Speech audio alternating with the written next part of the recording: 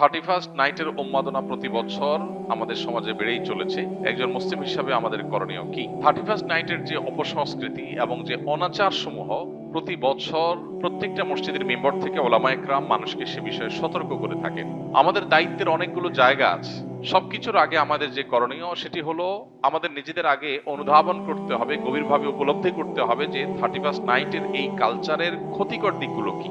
একটা বিষয় তো পরিষ্কার, সেটা হলো আল্লাহ রাব্বুল আলামিন কোরআনে কারিমে সূরা হাশরে বলেছেন, ওয়ালা তাকুনু কাল্লাযীনা নাসুল্লাহা ফাআনসাহুম আনফুসাহুম। তোমরা সেই মানুষদের মতো হয়েও না যারা আত্মভোলা হয়ে গেছে।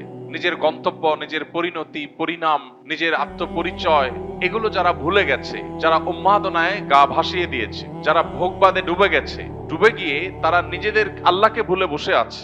এই মানুষগুলোর মতো তোমরা হইও না। যারা আল্লাহকে ভুলে বসে থাকে, গাফিল হয়ে যায়, সে মানুষগুলো তাদেরকে আল্লাহ তাআলা আত্মভোলা করে দেয়। নিজের ভালো মন্দ সে বুঝে না, নিজের ধ্বংস নিজে ডেকে আনে। এই সমস্ত অপসংস্কৃতির মধ্যে যারা হাবুডুবু খাচ্ছে, সেই তারুণ্যকে বিশেষ করে বলতে চাই, তারা আল্লাহকে ভুলে গেছেন। আল্লাহর স্মরণ যদি কারোর থাকে, আল্লাহর মধ্যে বিশ্বাস যদি কারোর থাকে, আল্লাহর চিন্তা যদি কারোর মধ্যে জাগরুক থাকে, তাহলে সে কখনো আত্মভোলা হয় না। তার ভালো মন্দ সে বুঝে। মানুষ নিজের ধ্বংস নিজে ডেকে আনে তখনই যখন সে আল্লাহকে ভুলে যায়। আল্লাহ বলেছেন, সে আল্লাহ ভোলা মানুষের মতো হইও না যারা আল্লাহ ভোলা হওয়ার কারণে আল্লাহ তাদেরকে নিজেদের ব্যাপারে আত্মভোলা করে দেয়। যে সমস্ত তরুণরা এই সমস্ত উন্মাদনায় লিপ্ত, তারা নিজেরাও জানে না তারা কিভাবে নিজেদের ধ্বংস ডেকে আনছে, নিজেদেরকে ক্ষতির মধ্যে ফেলছে, তাদের মাধ্যমে অন্য অনেককে ক্ষতিগ্রস্ত করছে। এই চিন্তাটুকু পর্যন্ত তাদের নাই, আত্মভোলা হয়ে গেছে। হিতাহিত জ্ঞান তাদের মধ্য থেকে দূর হয়ে গেছে, কারণ তারা আল্লাহকে ভুলেছে।